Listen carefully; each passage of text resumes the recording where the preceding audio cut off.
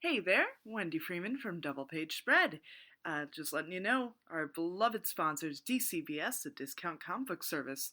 They have all kinds of amazing deals. If you're really into those House of X Power 10 books, you can get those 50% off when you pre-order that. You can get a bundle of that stuff. You can get bundles of all kinds of new titles and hot variant covers when you go to dcvservice.com and our dear friends at Black Phoenix Alchemy Lab, providing you with the most gothic, romantic, decadent fragrances you could ever imagine. And a lot of them go to good causes. They do a lot of things, a lot of perfumes and signature scents where the benefits go to, particular organizations. So go check them out at blackphoenixalchemylab.com, as well as the threadless store for Double Page Spread, where you can buy all the cool merch. You can buy the stuff with a little Cappy logo, stuff with a little Judge Dredd logo, all that stuff. You can check it all out, and that link is right in the bio. So if you're curious about any of this stuff, I love talking. You can always find me on Twitter at DFWendy or, Facebook or wherever, and I like hearing from you. Thanks so much. Hey there, welcome back to Double Page Spread. My name is Wendy Freeman.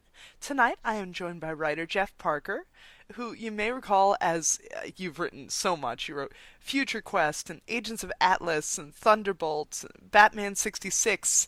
You've done so much, but we're here to talk about the work you just did for Dynamite with James Bond Origins. Hi, thanks for having me on, Wendy. Hey, yeah. And everybody who listens to this podcast knows that I love James Bond and I love talking about James Bond. So Me too. and my biggest pet peeve, and I say this a million times too, is I feel like there's a certain stigma to being a James Bond fan. Like every time I open my mouth about it, I feel like, oh, well, Spectre sucked, or oh, well, he's not Idris Elba, or people do nothing Yeah, but everybody's got their little dig or whatever, and they're right. Spectre did suck, but what does that have to do with anything? there are elements of Spectre. I'm not gonna poo-poo the whole thing. I am. Every time there's a secret surprise relative, especially like a close relative, my eyes fall out of my head. And I couldn't believe they did it with James Bond. I was like, Well, what? you did Doesn't Bond not. remember having a brother? Oh well, whatever. You certainly did not do that in this book, which is very, very nice. Yeah, it's like you don't have James's little sister tagging along with him or whatever the thing is. Well, the part of that is, everything we do has to be approved by the Fleming estate. Like they actually go over my stuff pretty closely. We have phone meetings and everything to kind of, talk about. Nate Cosby and I will talk to them about what we would like to do. And it was actually pretty, I don't want to say rocky, but it was hard at first because you got to earn their trust because that's exactly what they expect. Oh, you're gonna come out here and have young James learn about vodka martinis and blah blah, and gets his first gun from somebody who wears a hat or whatever. And and the only way you can get that kind of trust relationship with a company like that is to simply do an entire year of the book, and then after they see like, oh, okay, you actually are fairly in line, and also it's hard for me because I'm kind of lousy at pitching and telling people what I'm going to do, because to me that kind of it robs the life out of something if I go ahead and say it's going to be a story like this. It's like, no, I'm better at just simply going ahead and writing the whole story, and so anyway, I gradually earned my James Bond bona fides with them, and now they seem to actually trust me.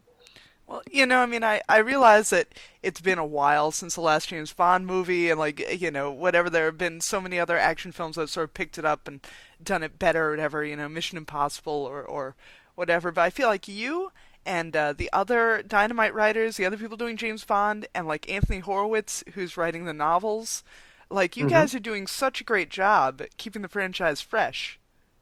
It's yeah, I want to read his stuff because I've heard such good things, but I have definitely read the other Dynamite stuff, which is really good.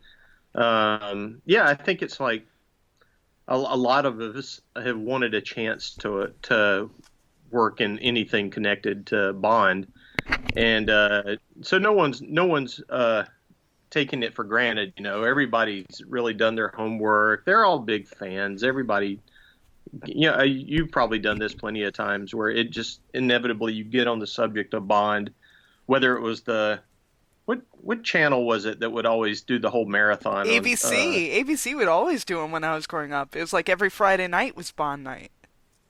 Yeah, and yeah, but then later one of the cable channels would do an all-day Bond thing. Was it TBS? It seems like it would be TBS. Yeah, I feel like it was TBS or TNT. Not to be confused with the Mystery Science Theater all-day Thanksgiving thing at all. So there's always plenty of opportunities to revisit it and argue about your favorite Bonds and favorite movies and everything. And then finally comics people get their chance. And it's really nice. No one blew it. Everybody's bringing their A game. We got to bring in super Bond nerds like Ibrahim Moustafa, who just absolutely loves the character, and got to work with him. Bob Q, who started off the series with me, and I just think really nailed it right out of the gate. Mm-hmm. I mean, I love Ibrahim Moustafa. I've had him on the show. He's one of my very favorite people. He's a good guy. Yeah, so I always tell people to check out his stuff. So I'm very, very glad that he got to be part of this project. And it's interesting because the latest Horowitz novel is called Forever and a Day, and it takes place like right before Casino Royale. And so here you're doing this origin story about his teen years, and I want to know what it is that seems like right now you guys are both working separately, but both are doing these sort of prequel stories. What appealed to you? What made you really want to do a prequel story? In my case, it was simply Nate Cosby told me that they were looking to do something like that. And I think they were interested in revisiting the Fleming novel Bond with that exact timeline. And, that brings up, eventually it gets you to the question of like, well, so is James Bond a code name, and is this the original guy who cemented the role, and then everybody else after him just calls themselves James Bond?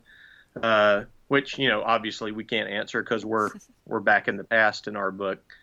But that's the way I would think it would work, because, he's a secret agent who literally tells everybody what his name is. Seems to be a problem, So if it's not really his name, it would make a lot of sense. But I also feel like it's a bit of arrogance on his part. I feel like one of the beauties of Bond is just his kind of, his confidence and his arrogance. Like he just doesn't care. Like, yeah, you know who I am. Yeah, I'll just tell you and you'll start quivering because now you're dealing with James Bond. Yeah, and I guess it's not as big a deal back in the 40s when everybody couldn't just simply get on a computer and look you up. You might as well just say your name and any name. It gets confusing remembering these fake names all the time.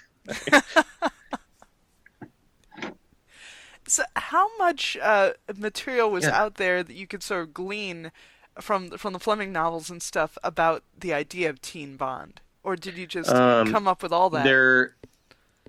Fleming, yeah, well, I came up with some, but there were little road maps, just little markers that just a phrase here and there that Fleming had said in the novels, and mostly in, I believe, in You Only Live Twice. Because at that point, it was probably pretty clear to him, like, oh, they're gonna do something with Bond, want to go into his past. I'm gonna start dropping little hints of what his past would like, all based upon me, which is what he did. Like he goes to Fett's College and he serves in this adjunct to the Royal Navy, but also in an early form of Secret Service. And so he models it closely on him, well, just like he always did, because Bond has an inordinate amount of adventures in Jamaica, where that's not really a part of the world where I think a whole lot of stuff's going down, especially during the Cold War. But yet Bond always seems to be there, and that's because Ian Fleming lived there, and he liked Jamaica, and it's like he lived at Goldeneye. He lived at Goldeneye, and like Exactly. I would really, really like to visit. I often think about like James Bond tourism. Oh, Like yeah. that's like there are blogs related to that, and like all these ideas related to that, and like at Goldeneye they have the Ian Fleming suite that still has his original typewriter and like all of his stuff preserved. And then Yeah. have you seen That would be there's cool. yeah, have you seen there's that Bond cinematic experience they built in on the top of some mountain in Switzerland? I was reading something about that. What It's is the deal with it? First of all, I can't even explain what it is because they're very, very vague about it. It's like it's not quite a museum. It's not quite a thing. Like it's so strange. But like you have to journey up to the top of this mountain in Switzerland. It's this whole like installation. Yeah, I thought they had like one picture in something, or if this is what I'm thinking of, and I'm Hmm. trying to remember where I read it. Where'd you read about it? Well, I followed the vlogs of like the James Bond bloggers who went there. Yeah, you nerd. I Yeah, am. yeah, I always talk about like I follow the James Bond fashion bloggers. I follow like I love James yeah. Bond culture. It's pretty cool. It's very stylish, you know. Hmm. Um, okay, I guess I have to do that. I want to eventually do. I was talking to somebody when I was in Washington earlier in the year about possibly maybe doing a signing for the books over at the International Spy Museum. That Yes. because it just seems like a natural place to do that. So I might try to reach out and see if we can make that happen because I mean it's perfect. And Yeah. yeah, and everybody now who I assume works in that stuff, they all grew up on Bond. They can act like it's not real, but they all totally devoured that when they were young too. Oh no, I'm sorry, I just babbled on. I just realized as I sat down, I've got a bunch of stuff piled around this desk in the basement where I'm talking to, and I was just looked over, and here's an album of my dad's. It was the From Russia with Love soundtrack, and I've got all these albums. And I've said this before, so if I'm repeating stuff and you've read it before, just cut it out of your pocket. No. Um, No, because you never know my who's dad, listening who's never read these things. So. that's true. Hmm. Yeah. One little fun fact: my dad was a huge Bond nut, which meant I was watching the Bond movies all the time as a kid. But he also would play. He loved John Barry, Hmm. the composer, and so he would play the Bond soundtracks at night when it was bedtime. And as a result, I kind of got programmed really early on, like so that when I was an adult, if I started hearing the music from Thunderball, I would start drifting off because it's just so locked into me that that's time to go to bed. Like there's his Live and Let Die. It's coming on. It's coming on the radio. I'm swerving off the road, even though it's an exciting song. It took me years. I had to listen to him growing up in the middle of the day to get out of that again. It's funny how you can be trained like that, though. No, it's funny because I know because like there's certain movies I watch before I go to sleep, and I know there's a certain part where I'm going to drift off. Like it's just there are just certain things that you associate that are weird comfort things. So I think that's totally normal. Yeah, Yeah. And also like they had a yeah. I line of just like they recently had a line of James Bond moleskin accessories. So like I bought this very nice like leather embossed journal that has like the logos of the movies imprinted on it. oh, cool. Yeah, yeah. So I, lo- there's I love Moleskine, hmm but and there's also the really cool there's the Aston Martin Lego set that came out. man, don't tell me that. I'll have to get that. That And would they be. just announced like I love that car. yeah, just last week they announced 9 new Bond Funkos that are coming out. So, okay, that's easy to resist. I do not care about Funkos at all. I'm the only one I realize, but like, I don't need a Funko. It's like what the greatest trick the devil ever came up with was selling the exact same toy to everybody over and over again, calling it something different every time. Hmm. Um, it's just it's our oceans are just going to be full of those Funko Pops eventually. But But the Moleskin stuff and the Aston Martin Lego, that sounds like something I would like to have. Right, the Moleskine stuff, I it's used to have, classy. yeah, just reminded me. I totally forgot about this, but I used to have I don't, maybe it wasn't made for it, but uh, as a kid, I had this little toy gun that looked like Scaramanga's golden gun. Um, and you'd pull it and it'd go, and it was one of those sort of things. It just made a stupid noise, like it's firing a machine gun sort of thing. And I'm trying to remember. It's like, was that licensed or was somebody just like, because it really looked like the one he's using. And now I wish I'd saved it. I'm going to look that up on eBay. I'm going to rebuild my childhood one Bond thing at a time. I'm not a believer in nostalgia for like that, but in this case, I'm definitely patting you on the back. I definitely think you should do it. You need that. I, I'm really good about resisting that stuff because I traffic in nostalgia enough as it is, Hmm. and I would just be crowded out of my house if I were going to try to rebuild my past like that. Um, so it's weird, It's like you do have to. People will often use nostalgia as a negative, but I mean, eh, you do have to service that somewhat when you're working on a thing like this, like. And it's a little strange here because now we're going back beyond what everybody knows of James Bond, but it's still got to feel like him. And you don't have any of the accoutrement that goes along with him, the cars, the special gun, blah, blah, the gadgets, or any of that, which at first I thought was going to make it hard. And then I realized quickly as we got into it, oh, good. Now we can actually try to figure out what there is about Bond that makes him Bond, and it's not all these catchphrases, throwing his hat on a rack, blah blah blah, um, incessantly sleeping around, that sort of thing. And ultimately what I arrived at was it's just simply his tenacity more than anything. Like in our book, James fails a lot. Because he's not supposed to be the world beating super spy yet. He's just on the path. He's good, and really, considering it's supposed to be World War II and he's all over the place in it, simply staying alive is a big enough feat. You know, just making it through barely alive is really a victory every time. So he doesn't have to. You're not going to see him kill Hitler, unfortunately, or bring down Mussolini or anything like that. But you do see how he would ultimately become this really accomplished agent by just simply by the myriad things that he does and learns along the way.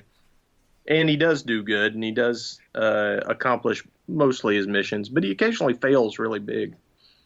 Yeah, see, I love that. You strip it away, Once you strip away all the cars and the guns and stuff, like you really get to the heart of this character, and I love that. And also, I love the fact that this book definitely also feels like a classic combat book. Yeah, Yeah, like you do a lot of great it's a things. real Like, it's a real comic. it's Is a, anybody else doing a war comic? So yeah, I don't. I like mean, I know there's got to be something. yeah, I love war comics, and like I donate to the Kickstarters to get like the old combat comics and stuff like that. Like I really enjoy that, and I think this definitely does it. I'd say I don't know. I guess a modern war comic would just be stuff like Tom King's Sheriff of Baghdad or something. Wouldn't that be kind of the Yeah, closest thing we had to modern war comics? yeah, and that publisher out of Annapolis that's part of the Naval Department is starting to do a bunch of actual war comics. So it's mostly things based on real battles and operations, which is also what we do. Like I know my friend PJ Holden is doing one with Garth Ennis. That's some graphic novel that they're working on, and there's a lot of them that will be coming out. But I mean, when I was a kid, there was Sergeant Rock all over the place, or Sergeant Fury and his Howling Commandos. Hmm. Even though those were mostly reprints that I found, only Sergeant Rock just kept fighting World War II way longer than World War II ever existed. Um, but that's the one thing. It's like, oh, it kills me that my dad's not around because like this would be the one book he would actually be into. It hits all of his love, World War II and James Bond and everything all in one place. And as a kid, he would always borrow my Sergeant Rock comics, read those, and give them back, and not read the other ones. Yeah. I wish my grandfather could Joe read this Kubert comic shaped a whole too. lot of my house. Yeah, Huh? absolutely. I wish my grandfather could read this comic too. He'd love it too. I get that a lot too at the shows. People say, "I gave this to my dad," and I'm so glad, Mm-hmm. Mm-hmm. because a lot of parents and older relatives, like, they mostly look at their this this reading hobby as like, I don't know what this is all about or whatever. So, I'm happy that on one thing I can make something that they might get into. Like, no, it's just popular entertainment. It's just something that would also work in a movie. Yeah, that they can totally get into it. And so much. Of course, then there's the danger I might lose kids. But What kids are mm, really going to be reading a war comic about James Bond? Let's admit this isn't the demographic. You know? only my son, as far as I know. My son reads it, and he actively asks, when's the next one coming out all the time? Because he's spoiled. They just come to our door, so he's like, oh, good. I would have loved that as a kid if comics just showed up at my door all the time. I guess I could have had a subscription, but I didn't know how to do that. So Or people could use my sponsor, DCBS, the discount comic book service. But hey, that's a perfect way to get this there. Totally nailed that. yes, you can get your Now, pull list stamp. sent right to your Uh, door. Yeah. Blue Chew. yeah, it's like, and you know what the best mattress is when you're reading James Bond comics? Casper. I'm sorry, I'm getting this confused with a lot of other podcasts. I know. So let's talk about Bob Q and the work that he does. So like there was there were the two issues that were on the submarine. Like you had a whole like submarine adventure, which I mean you make a submarine adventure captivating in comic form. How much? Thank you. Yeah, like he did such a great job illustrating it. There was like a gorgeous shot of like the Yeah. submarine being trapped by the mines, and how they outwitted that. Like it was very very clever, and I really enjoyed how it was visually phrased and how it was drawn and how it was all put together. And I never questioned for a moment, like, is this accurate or not? Like, are these uniforms accurate? I just trust that it was, you know? That's yeah, and that's the hard part because I assume there's a lot of war nerds out there who are going to check us on this. So when I'm doing the research for any of it, I try to save every image I can and pass it on to Bob or Ibrahim. Um, and it's tough because they weren't going in taking a lot of pictures of the insides of those submarines or the boats or any of that. A lot of times I'm just trying to find something that's close enough to it that I think, okay, this will be similar enough. Yeah, and as a result, I've learned a lot about vehicles and military vessels and things like that. But I still need to know more. And sometimes we'll just do things like go in tight and all that, and it's dark. Um, but yeah, or you can go watch like Das Boot or something like that, but it's not the same submarine. Uh, and I'm so glad that you said you read it and you don't question any of the I guess verisimilitude of it, It because looks real to me. I don't know. it makes it a lot more work than say a superhero comic. Um, and I can say that because I've written a lot of superhero comics, but I don't have to stress. A lot of times we're like, here's a super science fiction lab, we make up a cool lab or something, but yeah, here we're dealing with real stuff, and we're staying away from the gadget stuff. We're assuming that's in the future. It's not even close to really happening yet. We might toy with it, but only in the sense that the kind of reverse sci-fi take where we hope to show you some things that were actually used that a lot of people didn't know about. Because I think that's a little more interesting in this context. Because people always think, back in the olden days, all they had was these black phones, and they could, or, they always had a lot more than you thought they did. It's like you don't find out about stuff generally till it's been around for 20 years. Well, Um, it's like the popularity of that story about Hedy Lamarr and how she invented yeah, whatever it was, whatever kind of sonic system or whatever that was eventually used to create the internet. it was a rate. Yeah, I believe it was a radar blocking Mhm. system. Like she realized how you could do that. What if I'm? It's been a while since I've read about her, but I think she was. I think she was researching frequencies. She was just figuring out how you could screw up being detected that way. If I'm right, I could have that completely wrong. Yeah, no, I watched But I that thought documentary I about thought her it was more or recently. less a cloak thing. But she's like I mean it's just she's such a cool character besides being a cool person. It's like, yeah, I'm going to figure this out to help save the war, and now I'm going to go get fitted for my star role because I'm also a number one Hollywood leading lady. It's like, how cool is that? Right, exactly, exactly.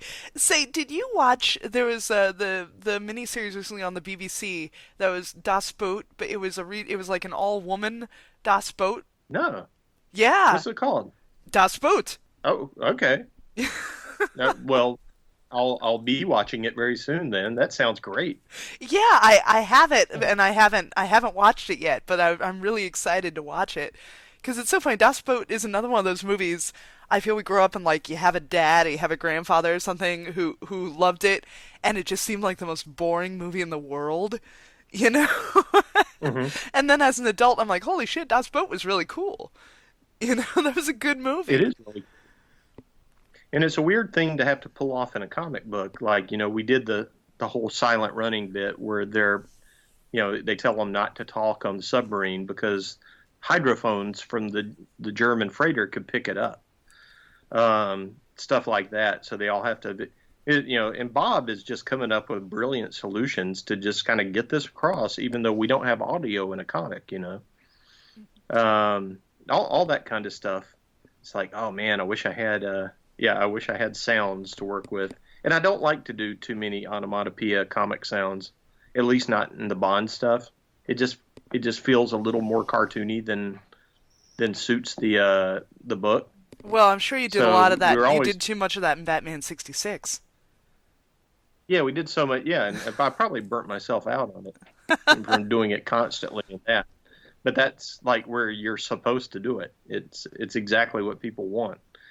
And it doesn't look right without a great big loud sound effect with a big sting behind it. Uh, and then, of course, the other thing we do a lot in the series, we're constantly dealing with people speaking foreign languages. So we're working on that, always trying to figure out. I can't stand the comics practice of just putting brackets around text, and because it always reads as whispering to me. It doesn't read as somebody speaking another language. Huh. See, I feel And like a I've lot of been times, conditioned. I feel like I've been conditioned to understand that that means it's in another language. I yeah, feel like most people whispering would have, be but like in the lettering, like whispering, like somehow the lettering be thinner or smaller. I feel like somehow mhm. that's what conveys whispering to me visually. Yeah, I don't know why the brackets have never really worked for me. So we try to get around it with like a lot of times I'll have someone say speaking the first word or two in Russian or German or something, but in a word that almost everybody recognizes. And then it goes into English, and you just understand that they're speaking another language. And then in some cases, like when Bond goes to Italy, we it hit me. It's like, oh, let's just have them speak in italics. Just make it's like this will literally get the feel across, and it'll be legible, and people won't be confused trying to read it.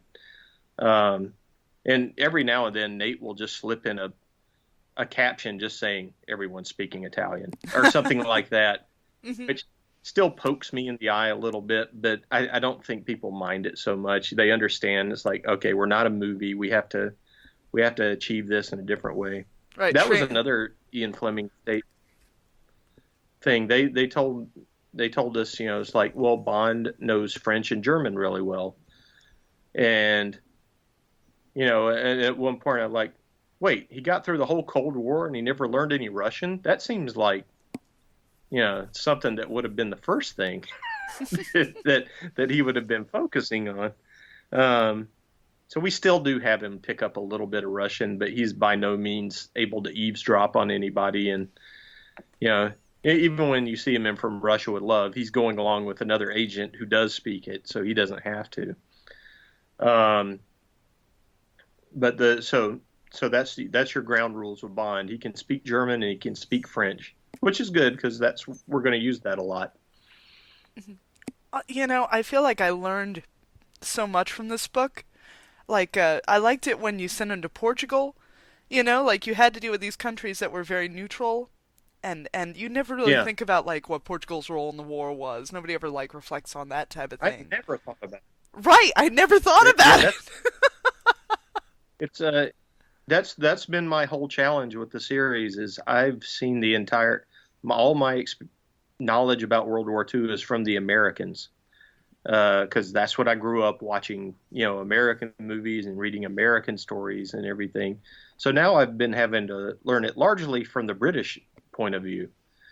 But then on things like that, we came up with a like, well, let's set one in Lisbon, a neutral territory, and actually that sort of environment works really well for him as a budding Secret Serviceman.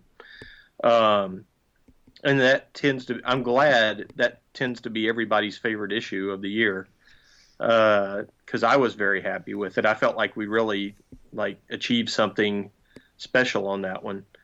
Um, but yeah, once again, I had to like, okay, I don't know anything about what was going on in Portugal, and it's interesting. Like Portugal and Spain were both staying out of the war. The British were always afraid that if they did too much in one of them, it would push them to join the Axis. And we get into that coming up in something in the future, where that's a real concern, and it's based on a historical event, where they're trying to achieve something and also not get one of these neutrals to flip over and actually become active, hostile enemies. So and it's so hence it's the perfect place for someone being a secret agent to do their thing. Right, I feel like there in like the Netherlands is like another great sort of Yeah, location of that type of thing. So how far do you intend to take this? Will there be a second Origins? Can you take it up to Casino Royale? I am. I think I'm not allowed to talk about what's going on because it looks like it just ended with issue 12. But now I think now I've also already admitted that I've been working on something. Exactly. That's all right. So expect that soon in the comics press or whatever they are going to maybe talk about a continuation going forward. So that goes beyond just that first year of James entering the war. Did you ever see the? I keep bringing this up a lot, but I really liked it. On Netflix, there was a thing called Churchill Secret Agents. No. It was a reality show where a bunch of Brits all dressed in period clothes, and they all went through the training that the special operations executive were doing to go become infiltrators and just secret kind of resistance troublemakers in World War II, mostly in France. Um, and for some reason, that just could not come out back when I was planning the book. We had already had several issues out when that hit, and I was like, "This is exactly what I needed at the time." And I was really happy to find we got pretty close on a lot of things. If you ever see that, if it's still on Netflix, look it up because it's really enjoyable, and it's not like one of our reality shows where everybody's trying to screw each other over to win. They're just literally trying to do exactly what they would have done back in 1940 to be part of this group. It's really cool. That sounds great. That really sounds exactly up my alley. That sounds great. Yeah, It, and it kind of shows you something that I want to use going forward, like where Bond has a special kind of he's half sailor, half secret agent. He's back and forth between the Royal Navy and just running around setting off bombs or whatever. Um, so in his mind, you probably do need to be in the service somewhere. But in fact, uh, a lot of those people who were so exceptional at doing that work were not military at all, and that's kind of why they were so convincing. Somebody like a 60-year-old woman who just looks like she would not be, some active threat would do the most damage, dropped in behind enemy lines, because they think of her as a normal citizen, that she doesn't set off any alarm bells for the Nazis or anything, and then she just totally gets them all killed. well, that's the So secret it's to every fabulous. resistance. Isn't that sort of like the secret to every resistance movement? In all these countries, you just had like old people and women left over, so it was up to them to be, the spies and defend their villages and do all that stuff. That like they always talk about like Yeah, there are like bands of women Nazi hunters, stuff like that. I think like that's kind of those are the great unsung stories. yeah. And who was the lady who she died not too long ago, who had really killed an enormous amount of Nazis. Right. And she and her friends would constantly lure them away, and they're like, "Oh, like it's like I'm so charming," and then they get out in the woods, and bam, another Nazi's gone, and it's just like, wow, it's like cold, like a machine. It's just Yes. Well, like it's like just Verhoeven also made that film Soldier of Orange with Rutger Hauer about like right. the Nazi resistance movements in the Netherlands or something, and that was really good. I think there are a Yeah, lot of things that like depict like that's the resistance. That's who you had. You worked with who you had. exactly, and they would often turn out to be really good at it, Mm-hmm. which just makes you just think like, oh, like who would be good at this now? Right. Well, I think it would be. I think it would still be, the marginalized, the disenfranchised people who would be best at fighting fascism. You know? Hmm. Not to get too into It seems modern. to be the case. Yeah, exactly. Not to get too into modern politics, but I think that's what's rising up. Yeah, but That's the another like side benefit of this book is, I'm constantly having to deal with fascism and Nazis, and someone else would probably say, "Oh, you're being political." Like, I'm doing a World War II comic. I'm sorry, that is right. literally what the whole thing is about. Well, it's like the whole Marvel Like, it's like scandal of like the intro to that Captain America book, being pulled and stuff like that, right. or like what is it? What's that new that Jojo Rabbit movie? Have you Oh heard? yeah, or Taika Waititi's Hitler. Right, exactly, exactly. And people are saying like, oh well, in the advertising they want to downplay that it's about Hitler and fascism and stuff. It's like, yeah, but that's the point. That's the point of the movie, If we don't stand up and still say that killing Nazis is good, then what do we have, I Yeah, don't know. for I can still not believe that there is allowed to be an American Nazi party and they can parade around.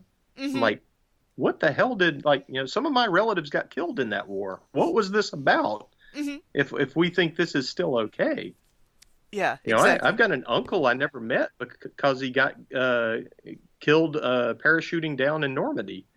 It's like, and I often think like, wow, like he would have been like a middle-aged guy I would have met when I was a little kid going over to family gatherings and everything, just like anybody else over there. But no, never happened because,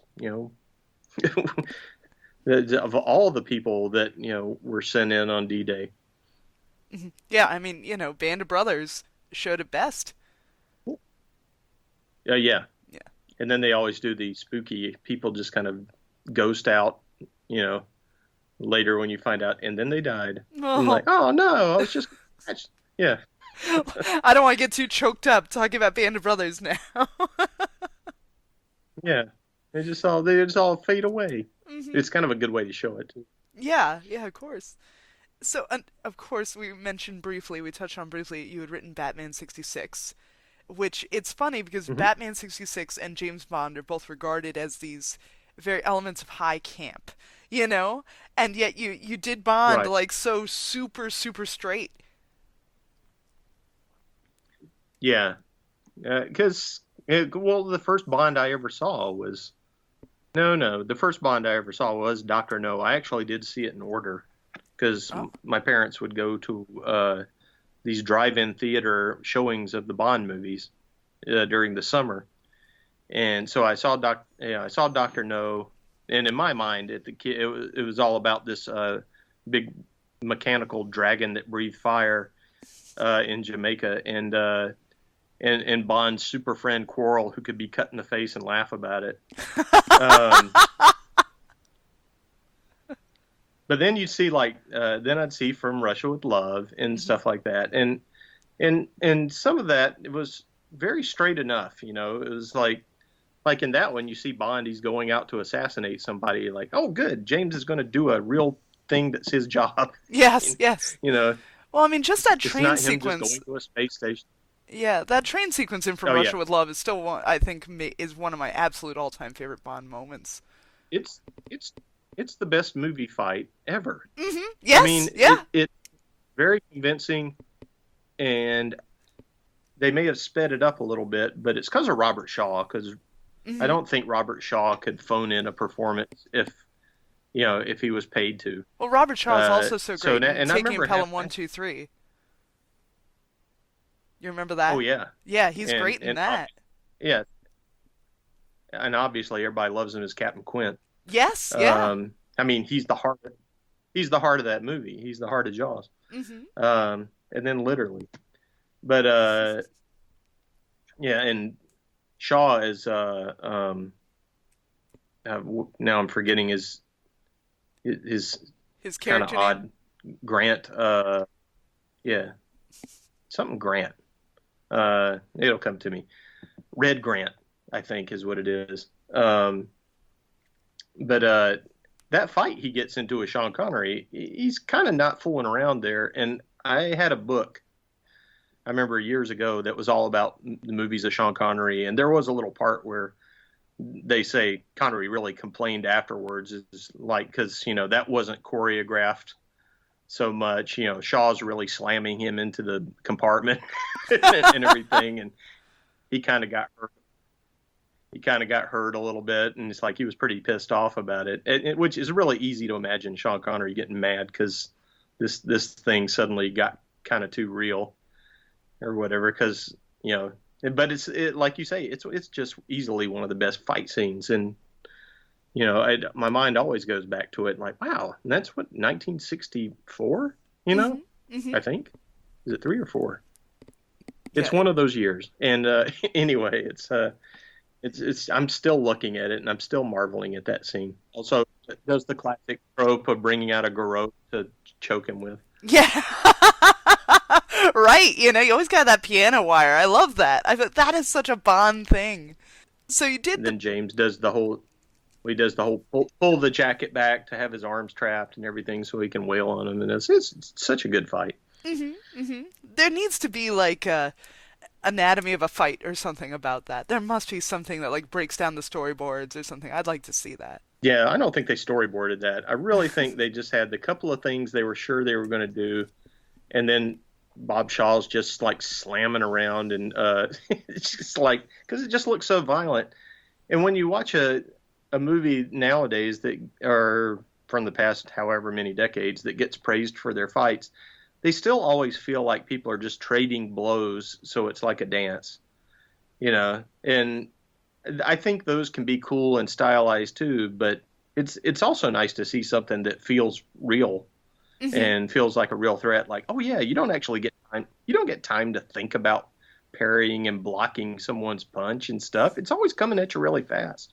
See, and once again, I feel like that whole Casino Royale, that whole intro with him, being chased through that construction site in Africa, where he's just like pummeling through walls, and he's just doing things. It's so Yeah, clumsy. It's so clumsy, and it's so real. It's so volatile in that way. Like it doesn't feel like smooth Bond at all. it's and no, and it's great, but at the same time, they actually do the clever thing of kind of showing their character through it. Like, Hmm. the one guy's doing parkour, like nimbly going over it, but that's not the who Bond is. Bond runs through it. Yes. It's just such a great bit, and it's a great visual, it's a great storytelling thing, and it's a great character moment. And you're like, oh, this is so cool. Yeah. Yeah. Yeah, I mean, Casino Royale really does deserve all the accolades it gets because not the David Niven one, but obviously the Daniel Craig one we're talking about. I mean, it does so many things right all the way through. Yeah. It really does. And I mean, and especially like I love obviously Skyfall. People love that one too. And I love that sequence where he's got the sniper rifle and he's looking out the window of the hotel and it's that backlit thing and then he has that gorgeous like fight scene in front of that big like sort of blue backlit background. Hmm. Like that's beautiful Yeah. too. Well, to me, everything that's good about Skyfall is pretty much is Roger Deakins. Oh, Um, absolutely. Yeah. I mean, he's setting up all of these gorgeous shots and everything as only he can.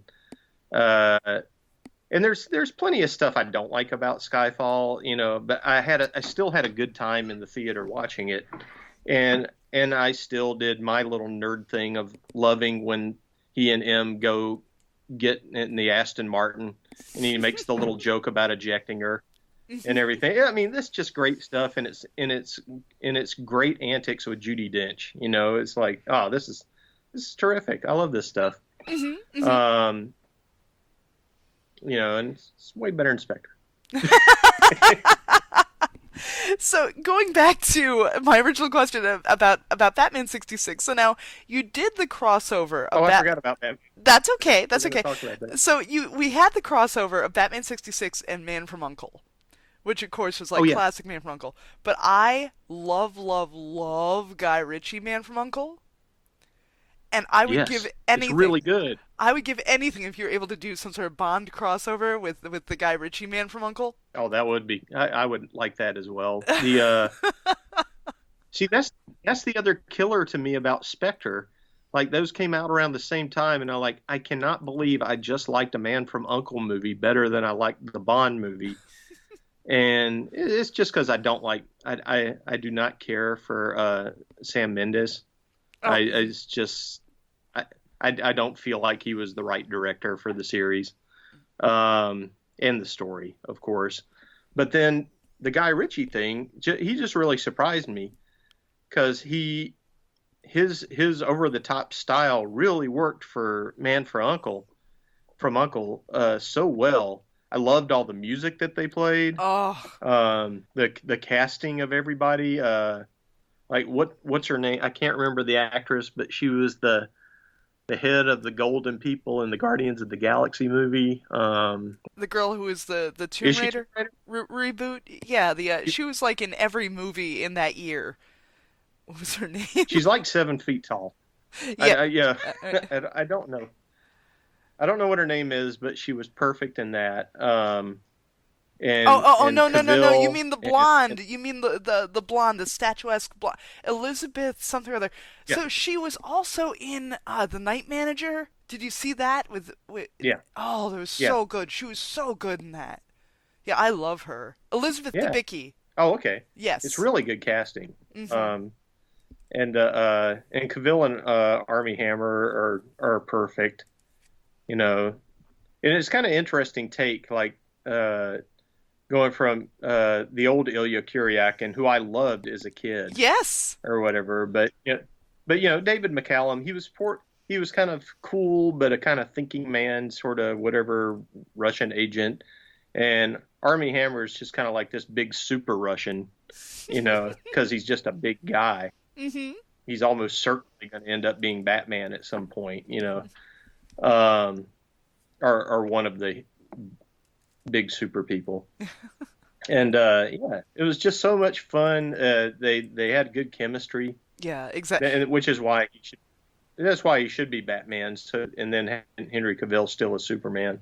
Then Oh, you could have a whole Man from Uncle vibe happening there. But are they? Didn't they say they were actually going to make another Man from Uncle movie? no. Or did I No, just they have wish that? never ever done that. And every shitty movie Guy Ritchie comes out with after that, I get so angry about.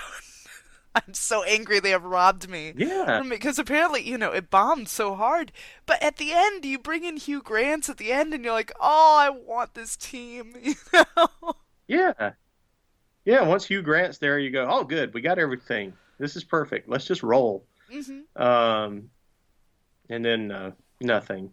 Uh, yeah. What was the last thing Guy Ritchie made? What? So there was one after. Well, he did that really, really shitty. Was it Robin Hood or King Arthur? He did a Oh, really, really shitty yeah, I was not wrong. retelling. Yeah, that was terrible. And then he made something else like last year that was also equally terrible. I forget. Yeah.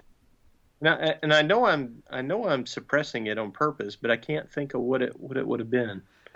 Yeah, but he did Ah, that. He did that whatever. shitty King Arthur with like Jax from Sons of Anarchy. Yeah, at some point I'll be on an airplane wanting to watch it. That's when I watch movies that I'm curious about, but I know they're not going to be good, hmm and I'll do that. I'll watch it on the little 5-inch screen in the seat in front of me. So But another, actually, that's the way I watched The Man from Uncle. Now that I think about it, and I still was really into it. I saw it 3 times in the theater. Wow, you're the real deal. I wanted to give it my money, much to You know when that not that it helped. Yeah. Well, thanks for trying. Yeah, I was completely caught off guard. I was not expecting it to be as good as it was. It's just so fun. Uh, and then like not right after I saw that, then I was actually having to drive in Europe, and I was on some little tiny uh, little app, and like, oh my God, it is just like this. It's like there's like no room, and somebody could stop this little car that I'm driving with their hands probably. But when I did the Batman 66 Man from Uncle stuff, I went back and I watched the first season of Man from Uncle. And I had forgotten, and I think everybody assumed we were going to just do a big campy thing, which we kind of did by the end. But at first, I was just so taken with that first season because I had forgotten how straight they played it. Mm. It was all very serious.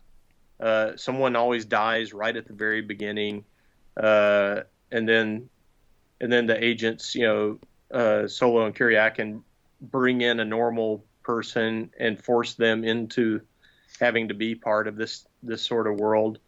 And I was like, oh yeah, we've got to just do that instead of just having it all be about gadgets. It's like because that's always the kind of thing people say in a meeting and they think it's going to be fun, but really it's like this gets tired after 5 pages. You if you don't have a real story or a real hook.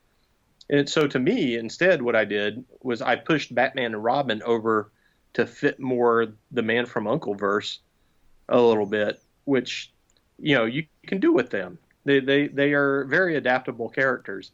And then we just kind of had it grow and become bigger, so that by the end of the series, they're traveling around in submarines to an undersea city and, and big stuff like that.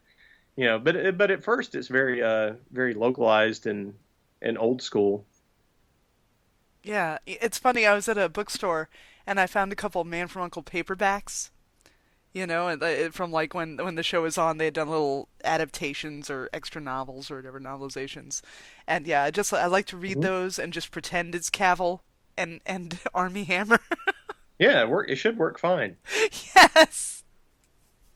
And I don't know. I have Ah, a deep, deep love of cartoonish Russians. I love any sort of Russian supervillain. Obviously I love Dolph Lundgren and Rocky. I love that stuff. he's great.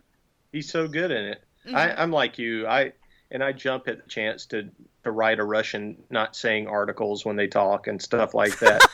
I sorry all of Russia. I'm always stereotyping you, but I can't resist it. I love doing that stuff.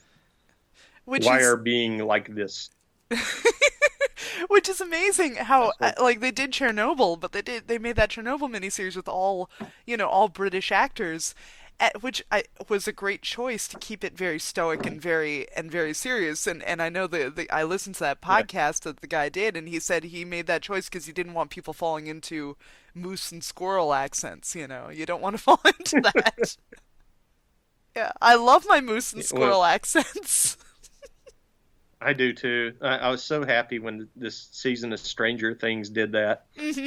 I was like, yes, it's the 80s again, and cartoon Russians are back, and you can have them talk like Boris Badenov and Natasha. It's great. It's like, that's what I grew up with. I love it. I love it too because they really do talk like that. It's hilarious. So let me wrap up. Let me ask you a couple questions I always love to ask my Bond friends. So Okay. who is your favorite Felix Leiter? Oh, that's a good one. See, it's like you really did the switch up there instead of doing the whole like who's your favorite Bond because like everybody goes through this. Right, your Um, favorite Bond is the one you grew up with, like I'm gonna say my favorite yeah, Bond is Roger Moore because he's the one I imprinted on. But yeah, that's the way it goes usually. hmm I really like Jack Lord, hmm Felix Leiter, because I liked it because uh, it's so easy because they picked Jack Lord. It was a perfect sort of thing of picking Garrett from Hawaii Five O. Like clearly this guy is a badass in America. It's like, and if we were in America, you would defer to him. It was it kind of worked perfectly for to have a Bond counterpart. He's as big as Sean Connery and everything. It works really good. But I really like Jeffrey Wright. yes, I think Jeffrey Wright is I think excellent. Jeffrey Wright is good at everything he does. I loved him hmm in Westworld, Oh, and I mean he had a hard role to play in Westworld, where because it's a confusing story with all the time jumps, but he's engaging enough that you still just care what happens with him. Um, and he's very charming as Leiter. You think kind of he's for a minute, and when you first see him, like he's going to be a real jerk about it, but then he brings cash in so Bond can stay in the game and everything, and you know I'm a brother from Langley. Yeah. exactly, and it's like. And it so perfectly nails the perceived relationship of America. Like, yeah, we don't know how to do this, but we've got some money. hmm Um, here, you do this and everything. So I am totally happy with him staying in, and I hope he does. Yeah. Also, I feel so. Uh, Yeah, he's supposed to be in the new one, which I'm very excited about. But yeah, I feel so bad. Like I love Felix Leiter, and I once again Dynamite did that great Felix Leiter miniseries that I would like to recommend to everyone. But yeah, like hmm he lost his arm and his leg in like a shark attack, and like that he's had that so that's many a so low point for Felix. I That, know. see, and that one kills me too because I love Timothy Dalton. Yes. Uh, I, and I know Ibrahim said he's his favorite Bond. He's one of my favorites too, easily. Oh my gosh, you guys. So literally, this call dropped in the middle of this conversation we were just having because of a power outage in my neighborhood. So it's been a couple days now. But welcome back, Jeff. Yeah, everything's different now. Everything's different now. Like you've grown a much larger beard, and Yeah, yeah, the world has changed. it's weird. It's nothing like when we started talking I know. the other day. There's been 5 new Bond films. We have so many things to talk about. Yeah, there's already been a Bond film released since then. hmm hmm Uh, what was I just reading? I was just reading something about the upcoming Bond. I mean, obviously Daniel Craig's in it again, hmm and what was it? Is it the same Felix? But since we were on Felix, is Yes, it it's what's it? Jeffrey. Yeah, it's Jeffrey Wright. Good, Oh, I'm so good. happy. And what about Q? Yes, yeah, I think he's back in it too. I like him as Q. Yeah, I think he's very good. And Yeah, what was I gonna say? Oh, Money Penny, she's great. I like the whole gang. and I like Ray But, Fiennes. I accept him in the team now. oh, yeah, yeah. Yeah. They totally put him into the Bernard. Uh, Man, I just blanked on him's name. You know, it's funny. I read about how they have hired an intimacy consultant for this film because apparently, you know, any scenes of Daniel Craig with like a much younger woman, they want like an intimacy consultant on staff. And you know, you could Oh, just really? yeah, you could just solve this problem by bringing back Monica Bellucci and having an age appropriate woman. Monica Bellucci solves all the problems. That's just the way that is. Uh, yeah, she was great. I was like, I wish she had been in that one more. Yep, bring back Eva Green. Yeah, Whatever. It's like once again, problem solved. They're all equally hot as Daniel Craig, and it all works out. right, exactly. And the other scuttlebutt that I heard is the rumor that Ed Sheeran is going to do the theme song, which I am deeply opposed Oh, to. oh, why do you have to ruin this whole episode? Oh, God, Yeah, really? yeah. I figured, you know, I'd end it on a real low note for us.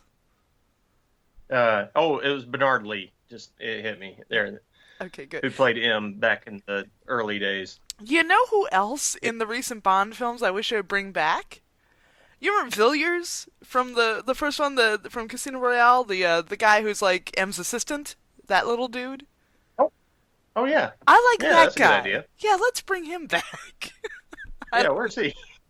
What's he doing? I know. Uh, What's he doing? He's got to be helping somebody. yeah, and see now I'm just stuck on Bernard Lee. I think it was because I was watching part of the Third Man or something not long ago, and he's actually in it, but as a kind of oafish. Well, he's smart. He's a cop in East Germany, well in Vienna, and like the man, have you ever watched the Third Man? The Orson Welles years ago.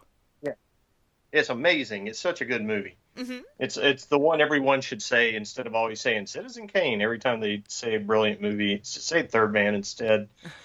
But the funny thing is the main character that Joseph Cotton plays. He's an author, but like everybody there is more into literate stuff, and this guy writes Western stories, and no one knows his stuff except Bernard Lee, the cop who keeps beating him up. And it's hilarious because Bernard Lee will knock him out, and then as he's pulling him in, he'll ask him questions about the books and everything because he's a fan. It's such a good role. Uh, And it's so different from seeing the stuffy M who's yelling at 007. See, I don't know. I mean, my favorite Orson Welles is of course the one with Rita Hayworth with the big shootout in the mirror, you know, in the Hall of Mirrors at the end. Oh, Which one is that? Touch of Evil. No, no. Oh Wait, God. Hall of Mirrors. Yeah, you know, it's that famous scene where like he chases her into like, you know, a circus, you know, like a carnival, and there's a Hall of Mirrors, and ah. This is the I'm worst. sorry. I just cheated and looked it up. It's Lady from Shanghai. Yeah, Lady from Shanghai. And a lot of people have recommended that, and I've never watched that movie. And I was like, so yeah, Oh, okay, I'll watch that then. yes, watch that because that was the movie where Rita Hayworth really, you know, like she married Orson Welles and she wanted to be taken seriously. You know, she didn't want to just be this bombshell, and I feel like that's sort of like the pinnacle of that for her. It's a very good movie. Yeah, cool. Oh, See, we can talk about things that aren't James Bond. We can half remember other movies. It's really good stuff. right, exactly. It's so frustrating. I have such a hard time with that with other podcasts where I'm like yelling, or when people mispronounce things and I go nuts. Oh my gosh.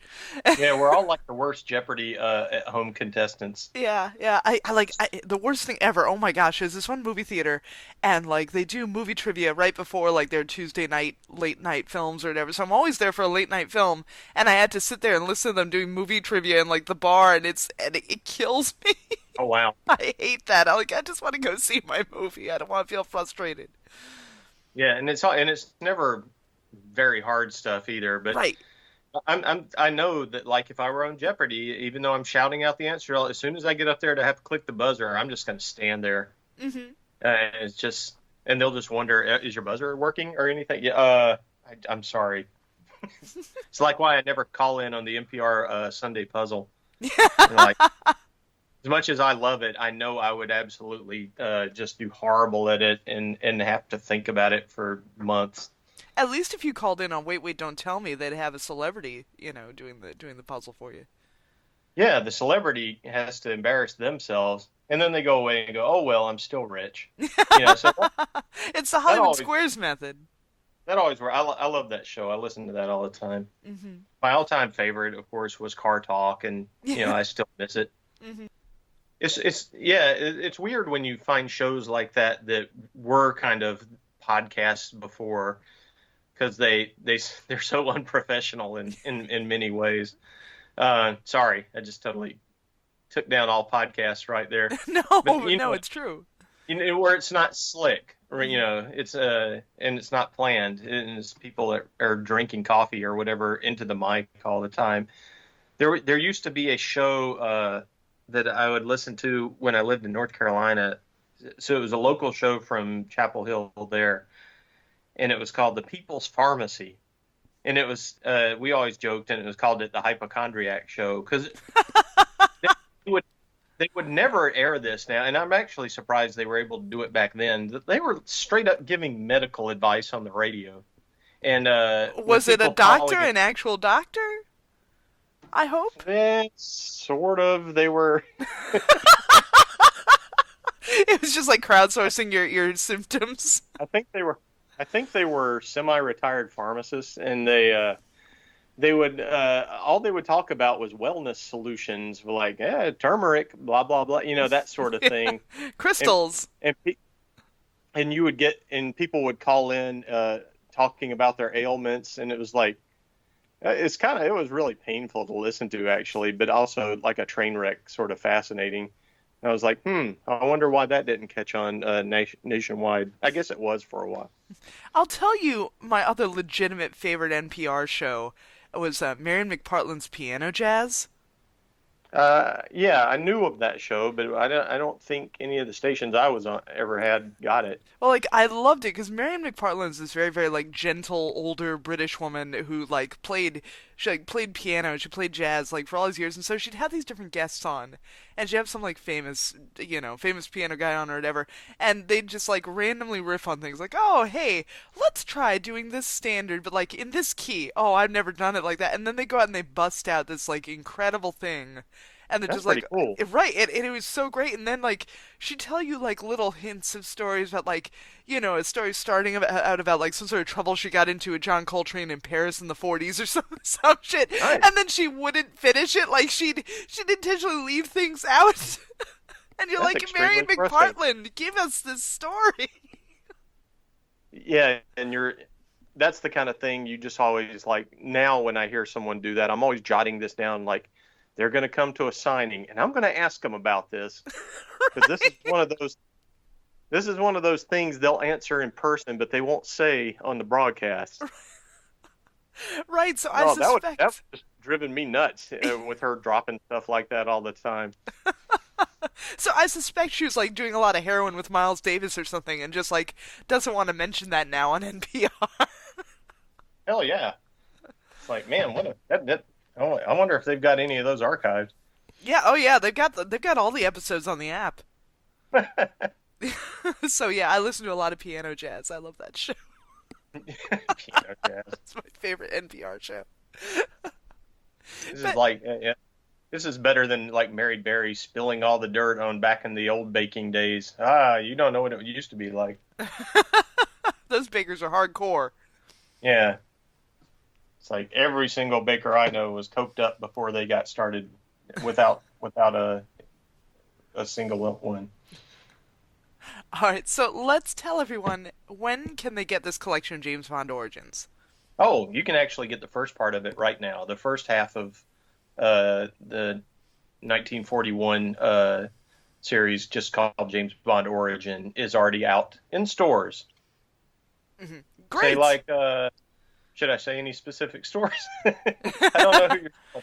No, well, go find your local comic book store and or Yeah, DCVS, the whatever discount store comic you service. love. It comes from Dynamite. Tell them Hmm. that they can find it. They may have heard of me. If not, just tell them all about me until they kick you out. And Tell them about Robert Quinn and Ibrahim Moustafa and how they're the best artists ever. And yeah, that'll get you invited back. And yeah, in fact, I'm waiting on copies right now. I was just bugging Dynamite, like, hey, where's mine? I got a show coming up. People are going to want these books. Mm-hmm.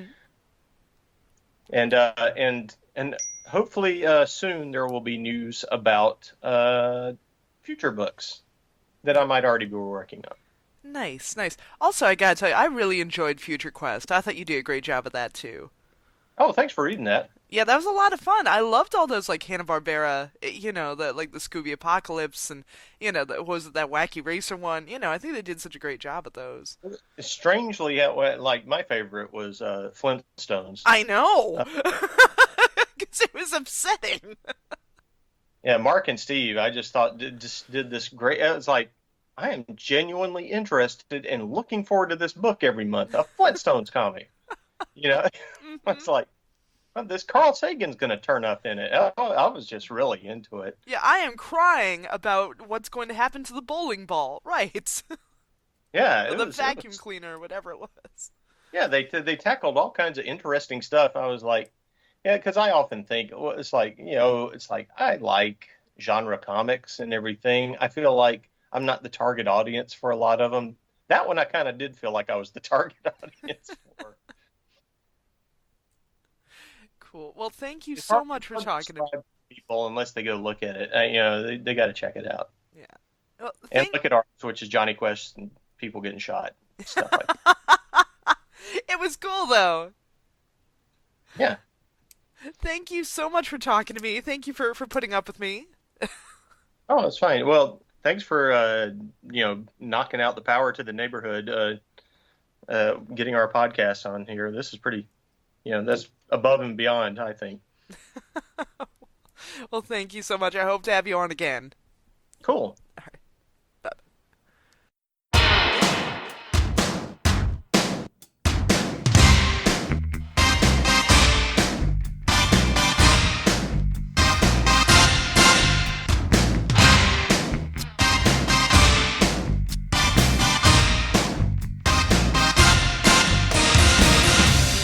Meeting you with a view to a kill,